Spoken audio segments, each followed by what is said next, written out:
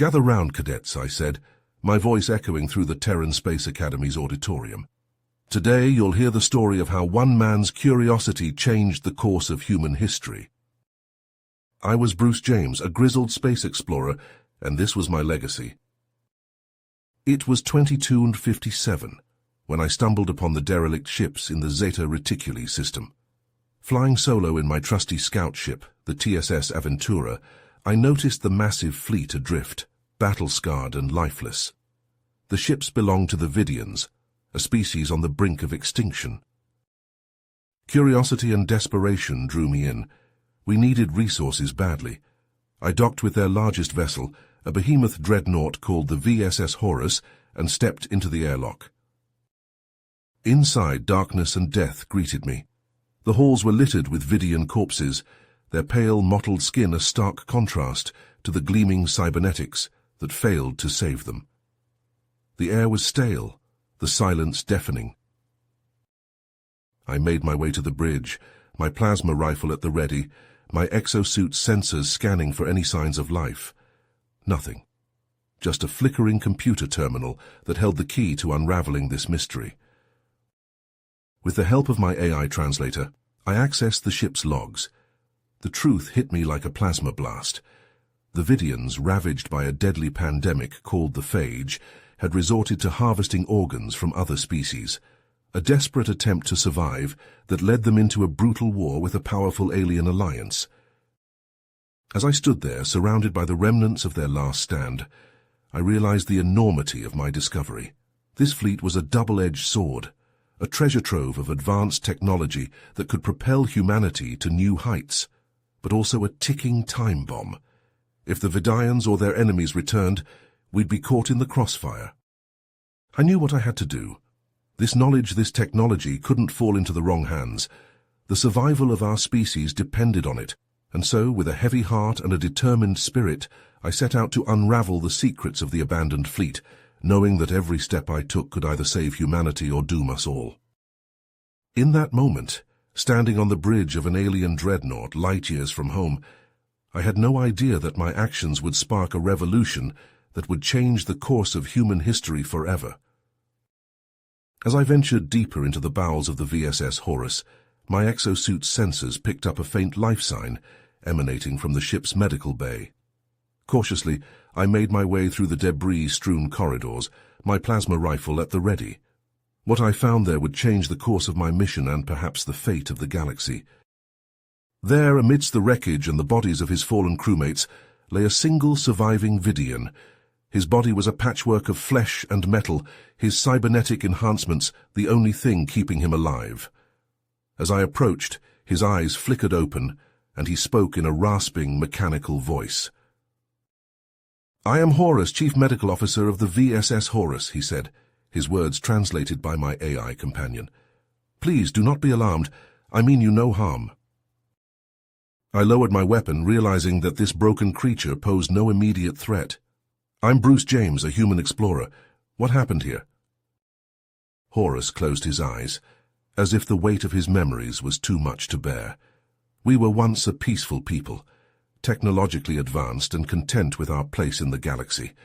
But then the phage struck, a disease that ravaged our bodies and forced us to turn to desperate measures to survive. He went on to explain how the Vidians had begun harvesting organs and tissue from other species, a practice that led to a brutal war with the Galactic Alliance. The Vidians had become pariahs, hunted and despised by the very races they had once called friends. But there was hope, Horus said, his voice tinged with a mix of sorrow and determination.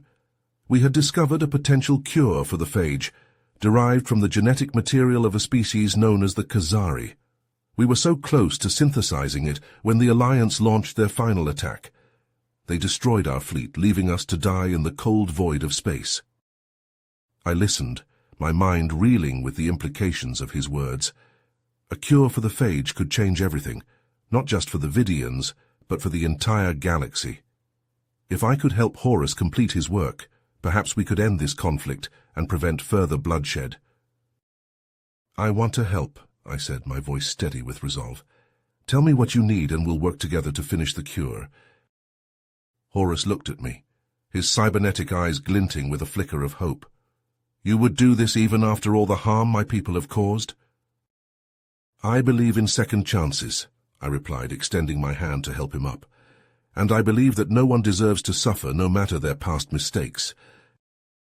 And so an unlikely alliance was formed. A human explorer and a Vidayan doctor, working side by side to unravel the secrets of the abandoned fleet and find a way to save countless lives. As we began our work, Horus shared more of his people's history and culture, painting a picture of a society driven to desperation by a cruel twist of fate. I listened, my understanding of the galactic conflict growing with each passing day. The more I learned, the more I realized that the lines between right and wrong were blurred, and that the only way forward was through compassion and cooperation. Together, Horus and I scoured the VSS Horus and the other derelict ships, gathering the resources and technology we needed to synthesize the cure. It was a daunting task, but one we tackled with determination and ingenuity. As Horus and I toiled tirelessly on the cure, a shrill alarm pierced the silence of the VSS Horus's medical bay. My heart raced as I rushed to the ship's command center, my exosuit sensors already scanning for potential threats. The Vidian computer systems had detected an incoming vessel, a heavily armed frigate belonging to the Galactic Alliance. The Gas Enforcer, as it was called, had been dispatched to investigate the abandoned fleet and destroy any remaining ships, ensuring that Vidian technology would not fall into the wrong hands. I knew that if the Enforcer discovered our presence, our mission would be jeopardized, and the potential cure for the phage would be lost forever. I had to act fast. Drawing upon my knowledge of human tactics and the advanced Vidian technology at my disposal, I devised a plan to protect the fleet. I worked furiously, programming decoys and false sensor readings to mislead the approaching frigate. With the deceptions in place, I boarded a small stealth shuttle, its cloaking device rendering it virtually invisible to the Enforcer's sensors. As I maneuvered the craft towards the Alliance ship, my mind raced with the implications of what I was about to do. Infiltrating the Enforcer was no easy task, but my years of training and the shuttle's advanced technology allowed me to slip past their defenses undetected. Once on board, I made my way to the ship's weapons and communication systems, determined to sabotage them and buy Horus more time to work on the cure. As I worked, I stumbled upon a horrifying discovery. The Galactic Alliance, the supposed guardians of peace and justice in the galaxy, had been secretly developing biological weapons designed to target specific species, including humans. The realization hit me like a plasma blast. The conflict between the Vidians and the Galactic Alliance was far more complex than I had initially believed, with both sides engaging in unethical practices. The lines between right and wrong had become increasingly blurred. I quickly downloaded the evidence of the Alliance's wrongdoings, knowing that this information could be crucial in exposing their hypocrisy and bringing an end to the conflict. With the Enforcer's systems disabled and the damning evidence secured, I returned to the VSS Horus, my heart heavy with the weight of my discoveries. Horus greeted me with a mixture of relief and urgency. In my absence, he had made significant progress on the cure, bringing us one step closer to ending the suffering of his people and preventing further bloodshed. We worked with renewed determination, the knowledge of the Galactic Alliance's secret weapons program fueling our resolve. The fate of not only the Vidians, but also humanity and countless other species in the galaxy now rested on our shoulders. As we raced against time, the weight of our mission bore down upon us. The abandoned fleet had become more than just a treasure trove of advanced technology. It had become a symbol of hope in a galaxy torn apart by conflict and deceit. With the Gas Enforcer's systems sabotaged, Bruce and Horus turned their attention back to the cure. In the dimly lit medical bay of the VSS Horus, they worked tirelessly, their hands moving with precision as they combined the Khazari genetic material with the Vidian technology. Horus's cybernetic implants whirred and clicked as he manipulated the delicate instruments, his eyes laser-focused on the task at hand. Bruce assisted, his exosuit's enhanced dexterity allowing him to handle the sensitive components with ease. Hours turned into days as they toiled, the weight of their mission driving them forward. Finally, after countless trials and adjustments, they achieved a breakthrough. The synthesized cure, a shimmering blue liquid in a small vial, glowed with promise. But their elation was short-lived. As they ran simulations on the cure's potential distribution, it became clear that the limited resources on the VSS Horus would not be enough to produce the cure on a large scale. They needed help, and they needed it fast. Bruce knew what he had to do. Using Horus's advanced communication technology, he established a secure channel to his superiors in the Terran Confederation military. His hands shook slightly as he prepared to make his case, the evidence of the Galactic Alliance's biological weapons program weighing heavily on his mind. "This is Bruce James, identification code TCS-X1157, he began, his voice steady despite the gravity of the situation. "I have critical information that could change the course of our conflict with the Galactic Alliance." He outlined his discovery of the abandoned Vidian fleet, the potential cure for the phage, and the damning evidence of the Alliance's unethical practices. He argued that the cure could serve as a powerful bargaining chip in negotiating a peace treaty, a chance to end the bloodshed and forge a new path forward. The Confederation leadership listened intently, their holographic images flickering in the dim light of the VSS Horus's command center. Admiral Nora Sato, a battle-hardened veteran with a sharp mind and a keen strategic sense, leaned forward, her dark eyes glinting with interest. "Your findings are indeed significant, James," she said, her voice crisp and authoritative. "The potential strategic value of this cure cannot be overstated. We will send a delegation to the abandoned fleet immediately to assess the situation and provide the necessary support." Bruce felt a surge of relief and gratitude wash over him. With the Confederation's backing, they could mass-produce the cure and bring an end to the Vidians' suffering. It was a chance to right the wrongs of the past and build a better future for all species. Days later, the TCS Peacemaker, a sleek diplomatic vessel bristling with the latest technology, arrived at the abandoned fleet.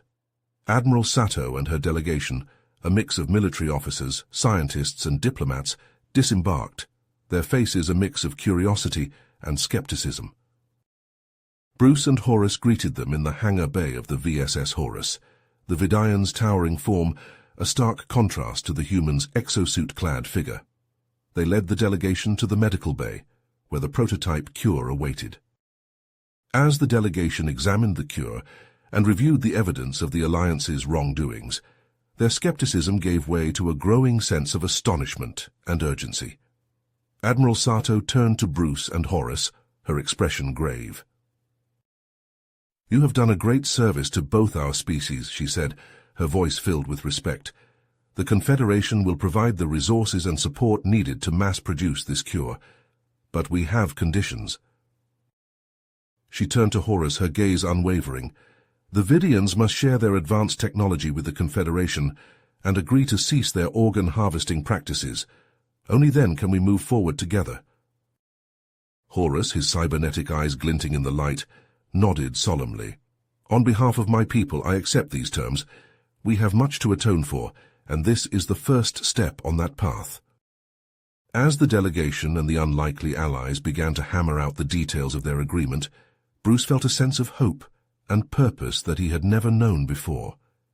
The abandoned fleet, once a graveyard of sorrow and despair, had become a symbol of unity and progress. And so, with the promise of a brighter future on the horizon, Bruce and Horus prepared to embark on the next phase of their mission, spreading the cure to the remaining Vidians and laying the groundwork for a lasting peace between their species. Little did they know that their actions would soon draw the attention of forces far more powerful and ancient than they could have ever imagined, forces that had been watching from the shadows, waiting for the perfect moment to strike. As the cure spread through the Vidian population like a wave of hope, Bruce and Horus found themselves at the center of a new chapter in galactic history. The Vidians, once a feared and despised species, now stood on the brink of redemption, their future intertwined with that of the Terran Confederation. But even as they celebrated this newfound alliance, a dark truth began to emerge from the depths of the abandoned fleet's databanks. Horus, his cybernetic eyes flickering with a mix of shock and anger, called Bruce to the VSS Horus's command center. "You need to see this," Horus said, his voice tight with urgency. The Vidian doctor's fingers danced across the holographic display, pulling up streams of data and encrypted files. "I've been analyzing the information we gathered from the Vidian ships and your infiltration of the gas enforcer. What I've found is disturbing." Bruce leaned in, his brow furrowed as he scanned the scrolling text and images. The evidence was damning. The Galactic Alliance, the supposed guardians of peace and justice, had been pulling the strings behind the scenes, manipulating both the Vidians and the Terran Confederation for their own gain. "They engineered the phage," Horus said, his voice trembling with a mix of rage and disbelief. "The Alliance created the disease that nearly destroyed my people, forcing us into a desperate state where we would resort to organ harvesting. They used our suffering to justify their aggression against us, all while painting themselves as the saviors of the galaxy." Bruce felt a cold fury rising within him as he digested the implications of Horus's discovery. The Galactic Alliance had not only orchestrated the conflict between the Vidians and the Confederation, but they had also been using the chaos to further their own agenda of galactic domination. Once the Vidians were eliminated, the Alliance would turn their sights on the Terran Confederation, seeking to crush any potential rival to their power. "We have to expose them," Bruce said, his voice hard with determination. "The galaxy needs to know the truth about the Alliance's actions. It's the only way to bring a lasting peace." Horus nodded, his cybernetic implants whirring softly. "Agreed, but how do we do that? The Alliance's control over information is nearly absolute." Bruce's mind raced, a plan forming in his head. "We take the fight to them. We infiltrate their main command center and broadcast the evidence of their wrongdoings to every corner of the galaxy. Let their own words and actions condemn them." Horus's eyes widened, a flicker of hope and fear dancing across his features. "It's a daring plan, but it could work. With my knowledge of the Alliance's technology and security systems, we might just have a chance." The two unlikely allies, a human soldier and a Vidian doctor, brought their findings to Admiral Sato and the Confederation leadership. The room fell silent as the evidence was presented. The depth of the Alliance's deception, laying bare the true nature of the conflict that had consumed the galaxy for so long.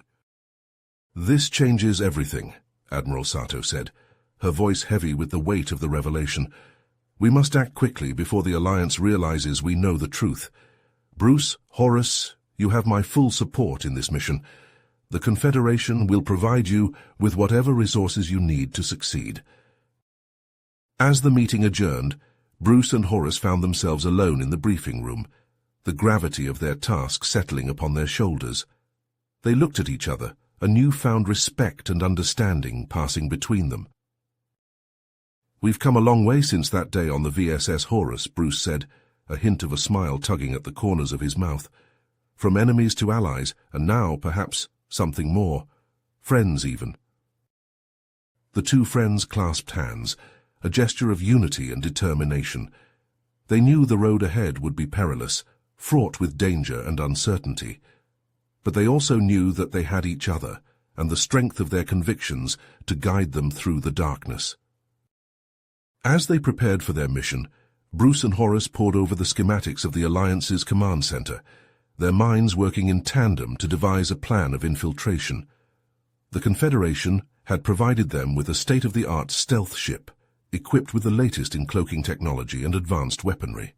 A team of elite operatives, hand-picked by Admiral Sato herself, would accompany them, their skills honed to a razor's edge. But even as they laid the groundwork for their daring gambit, Bruce and Horus knew that the true strength of their mission lay not in the technology or the firepower at their disposal, but in the bond that had formed between them. A bond forged in the crucible of adversity, tempered by the shared desire to uncover the truth and bring justice to a galaxy torn asunder by lies and manipulation. As the stealth ship slipped silently through the void, carrying them ever closer to their destination, Bruce and Horace sat in the dimly lit cockpit, their eyes fixed on the stars streaking past the viewport. The weight of the task ahead hung heavy in the air, but there was also a sense of purpose, a clarity of vision that had eluded them for so long. "We're really doing this, aren't we?" Bruce asked, his voice barely above a whisper. "Taking on the most powerful organization in the galaxy, exposing their deepest, darkest secrets." Horace nodded, his gaze unwavering. "We are, and we will succeed because we must. The future of the galaxy, of your people and mine, depends on it." Bruce reached out, clasping Horace's shoulder in a gesture of solidarity. "Together, then, until the end." The Vidayan doctor returned the gesture, his cybernetic hand resting firmly on Bruce's arm. "Until the end, my friend. Until the end." And with those words, the unlikely duo set their course for the heart of the Galactic Alliance, ready to face whatever challenges lay ahead, united in their quest for truth and justice in a galaxy on the brink of transformation. As the stealth ship slipped silently through the void, Bruce, Horace, and their team mentally prepared for the daunting task ahead. They knew this mission could make or break the fragile alliance between their species and expose the Galactic Alliance's nefarious deeds. The ship approached the heavily guarded planet, its cloaking technology masking their presence. With bated breath, they touched down on the surface, undetected by the Alliance's defenses. Bruce and Horace exchanged a determined nod before splitting up, each leading a smaller team towards their respective objectives. Bruce and Horace moved swiftly through the complex, their weapons at the ready. The corridors were eerily quiet, the only sound the soft whir of machinery and the muffled footsteps of their team. Suddenly, a group of elite Alliance guards rounded the corner, their weapons trained on the intruders. Without hesitation, Bruce and Horace sprang into action. Bruce's plasma rifle flashed, sending searing bolts of energy towards the guards. Horace, his cybernetic enhancements glinting in the dim light, engaged in a fierce hand-to-hand combat with a particularly skilled opponent. Their combined skills and technology proved formidable, and they soon overcame the initial wave of resistance. Horace's intimate knowledge of the Alliance's systems allowed them to bypass security checkpoints and navigate the labyrinthine structure with ease. Meanwhile, the rest of the team worked tirelessly to disable the planet's defenses, creating a diversion to draw attention away from Bruce and Horace's advance. Explosions rocked the complex as they sabotaged key systems, the chaos spreading like wildfire. At last, Bruce and Horace reached the heart of the facility. Before them stood a massive data center, its servers humming with the evidence they needed to expose the Alliance's misdeeds. They quickly set to work, downloading the incriminating files and preparing to broadcast them to the galaxy. But just as they were about to initiate the broadcast, a cold voice cut through the air. Well, what do we have here?" Bruce and Horace spun around, coming face to face with a group of high-ranking Alliance officials. At their center stood a tall, imposing figure, his face obscured by a dark hood. "I am the Overseer," he said, his voice dripping with malice. "And you, my foolish friends, have walked right into my trap. The Overseer laughed, a chilling sound that echoed through the data center. "You underestimate me, human. You may have the evidence, but you will never leave this place alive." With a flick of his wrist, the Overseer signaled his men to attack. Bruce and Horace dove for cover as a hail of blaster fire erupted around them. The fate of the galaxy hung in the balance as they prepared to make their final stand. The Overseer's eyes narrowed as he stared down the barrels of Bruce and Horace's weapons, his own forces poised to strike at a moment's notice. The tension in the air was palpable, the fate of the galaxy hanging in the balance. "You have nowhere to run," the Overseer said, his voice dripping with menace. "Surrender now or face the consequences. The Alliance will not tolerate this act of rebellion." Bruce and Horace exchanged a glance, the weight of their predicament sinking in. They were outgunned and outnumbered, the odds stacked heavily against them. But Bruce had a trick up his sleeve. "You're right, Overseer," Bruce said, his voice steady despite the gravity of the situation. "We are outmatched, but you've underestimated the resilience of the human spirit and the strength of our allies." With a flick of his wrist, Bruce activated the neural link he had secretly implanted before the mission, a link that connected him directly to the Confederation fleet waiting just outside the Alliance's system, ready to intervene at a moment's notice. In that instant, a coded signal was sent, a plea for aid in the face of overwhelming odds. Bruce's heart raced as he waited for a response, the seconds ticking by like an eternity. The Overseer's finger tightened on the trigger of his weapon, his face twisted in a sneer of triumph. "Your time is up, human. Prepare to—" Suddenly the room was bathed in a blinding light, as a massive Confederation fleet emerged from hyperspace, their ships filling the view screens like an army of avenging angels. The Alliance forces, caught completely off guard, scrambled to respond, their formation falling into disarray. Admiral Sato's voice boomed through the command center, her words a clarion call to the galaxy. "Attention, Overseer and all Alliance officials. The Confederation has already begun transmitting the evidence of your crimes to every corner of the galaxy. Your misdeeds, your manipulation, and your oppression will be laid bare for all to see."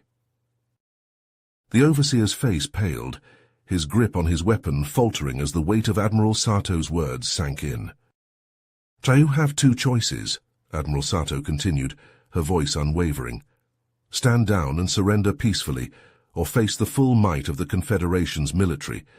The choice is yours, but make no mistake, your reign of terror ends today." For a long, tense moment, the Overseer stood motionless, his eyes darting between Bruce, Horus, and the view screens displaying the Confederation fleet. The Alliance officials shifted uneasily, their resolve crumbling in the face of this overwhelming show of force. Finally, with a snarl of frustration, the Overseer lowered his weapon, his shoulders slumping in defeat. "We surrender," he spat, the words bitter on his tongue. Bruce and Horus let out a collective sigh of relief, their mission accomplished against all odds. As Confederation soldiers flooded into the command center, securing the Overseer and his conspirators, the two unlikely heroes exchanged a look of triumph and gratitude. They had done it. They had exposed the truth and brought an end to the Alliance's oppressive regime. The galaxy would never be the same, but now, at least, there was hope for a brighter future. As the Overseer and his cohorts were led away in chains, Bruce and Horus were surrounded by their teammates, their faces alight with joy and relief. Admiral Sato herself descended from her flagship to congratulate them personally, her hand outstretched in a gesture of respect and admiration. "You have done a great service to the galaxy," she said, her voice filled with pride. "The Confederation owes you a debt of gratitude, as do the Vidians and all the species who have suffered under the Alliance's rule." Bruce and Horus accepted her praise with humble nods, the weight of their accomplishment still sinking in. They had set out to uncover the truth and bring justice to the galaxy, never imagining that their actions would have such far-reaching consequences. As the Confederation forces began the process of dismantling the Alliance's power structure and establishing a new order based on cooperation and transparency, Bruce and Horus knew that their work was far from over. There would be challenges ahead, obstacles to overcome, and wounds to heal. But for now, in this moment of triumph, they could take solace in the knowledge that they had made a difference, that they had stood up to tyranny and won, not just for themselves, but for the countless lives they had touched along the way. And so, as the galaxy watched in awe, the once mighty Alliance crumbled, its secrets laid bare for all to see. In its place, a new era dawned, one of hope, unity, and the promise of a better tomorrow. An era that would not have been possible without the bravery and determination of two unlikely heroes, a human soldier and a Vidian doctor, who had dared to dream of a different path. You could feel the change in the air, the sense that a new chapter was beginning not just for humanity, but for the entire galaxy. With the fall of the Galactic Alliance and its web of lies exposed, a new spirit of cooperation and understanding was taking hold. Species that had once been bitter enemies were now coming together, united by a common desire for peace and progress. At the heart of this transformation were Bruce and Horace, the unlikely duo who had risked everything to uncover the truth.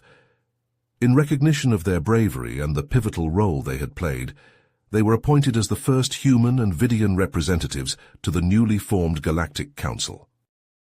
It was a momentous occasion, as leaders from across the galaxy gathered to witness the birth of this new era.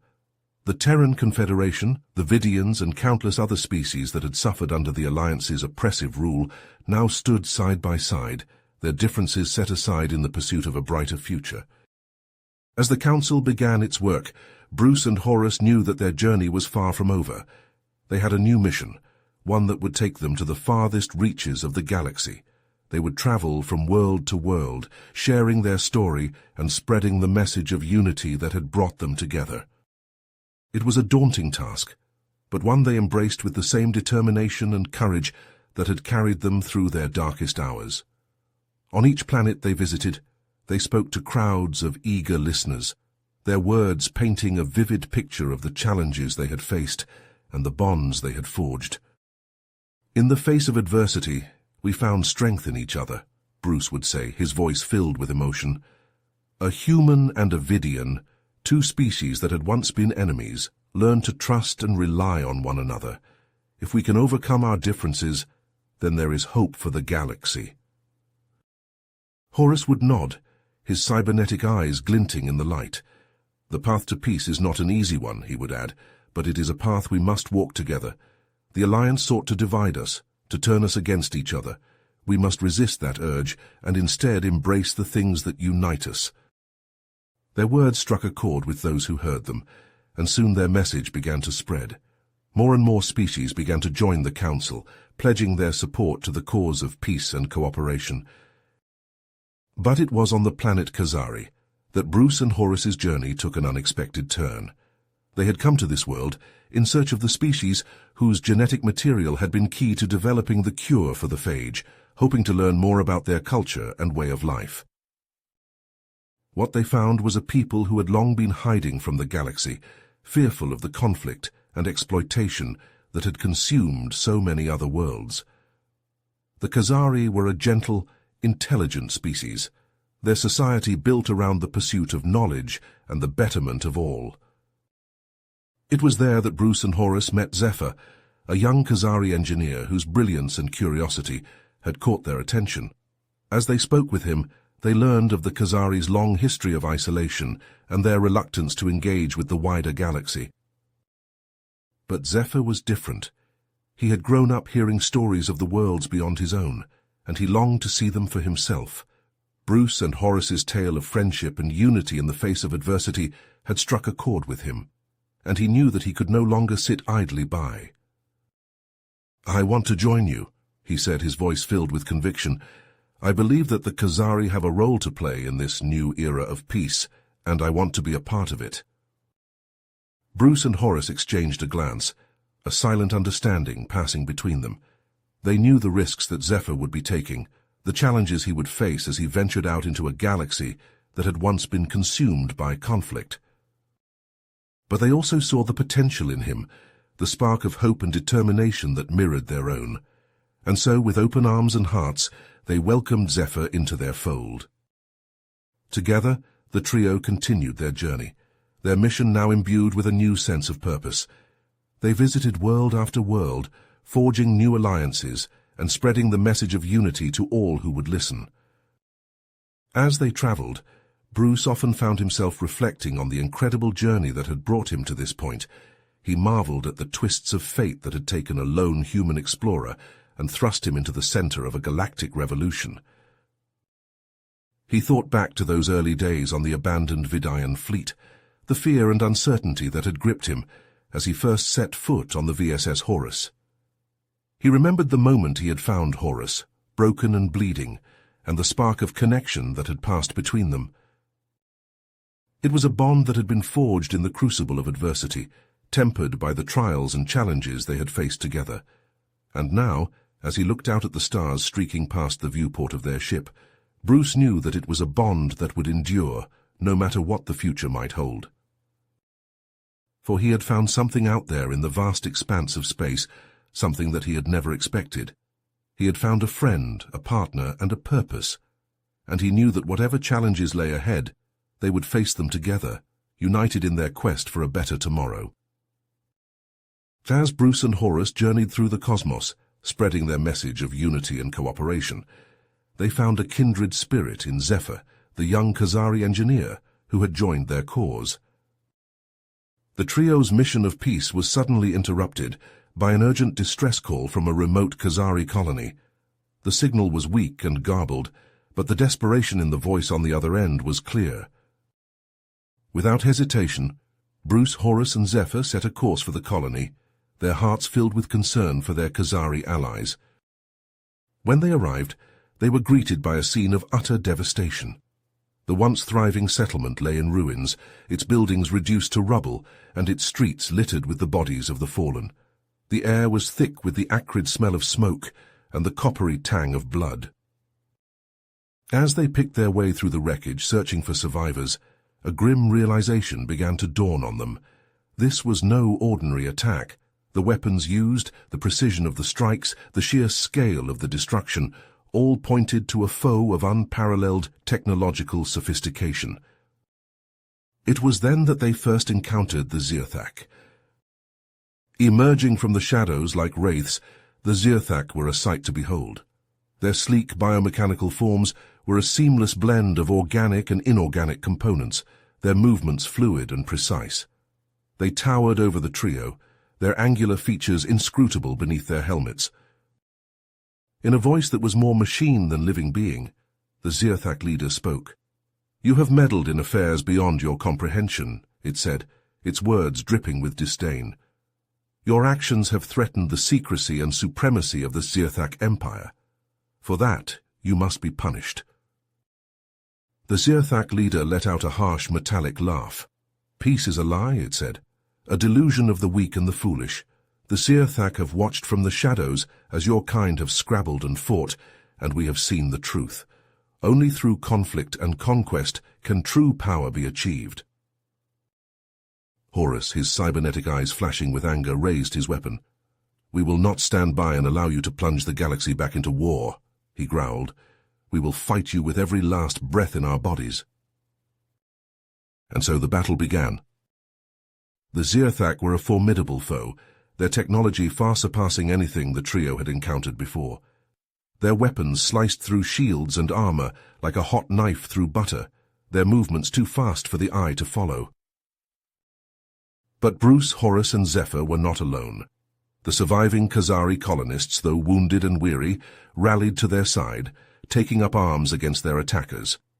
Together they fought with a fury born of desperation, knowing that the fate of not just their own lives, but the lives of every being in the galaxy, hung in the balance. The battle raged for hours, the air thick with the stench of ozone and the screams of the dying. Bruce and Horus fought side by side, their movements perfectly synchronized, their weapons flashing in the dim light. Zephyr, his face streaked with sweat and grime, worked frantically to repair their damaged equipment, his nimble fingers dancing across the circuitry. In the end, it was not enough. The Zirthak, their numbers seemingly endless, began to overwhelm the defenders. One by one the Khazari fell, their bodies littering the ground like broken dolls. Bruce and Horus, their armor battered and their weapons spent, found themselves surrounded, backed into a corner, with nowhere to run. It was then that Zephyr, his eyes shining with a fierce determination, made his move. Charging forward, he threw himself at the nearest Zirthak warrior, his slender frame no match for the alien's bulk. The Zirthak's blade, aimed at Bruce's heart, instead found its mark in Zephyr's chest, piercing his flesh and sending him tumbling to the ground. Bruce and Horus watched in horror as their friend, his blood pooling beneath him, gasped out his final words. "Don't let them win," he whispered, his voice barely audible over the chaos of the battle. "Don't let my sacrifice be in vain." And then he was gone, his eyes staring sightlessly at the smoke-filled sky. Bruce and Horus, their hearts filled with a grief too deep for words, fought on. their blows fueled by a terrible righteous anger. They would not let Zephyr's death be for nothing. They would not let the Zearthak destroy everything they had worked so hard to build. In the end, it was not their strength of arms that won the day, but their strength of spirit. The Zearthak, faced with an enemy that would not yield, that would not break, began to falter. Their attacks became less coordinated, their movements more erratic. And then, as suddenly as they had appeared, they were gone, vanishing back into the shadows from whence they had come. Bruce and Horace, their armor stained with the blood of friend and foe alike, stood amidst the ruins of the Khazari colony, their hearts heavy with the weight of their loss. They had won the battle, but at a terrible cost. As they gathered what evidence they could of the Zearthak's involvement, their thoughts turned to the future. They knew that this was only the beginning, that the Zearthak would not rest until they had achieved their goals.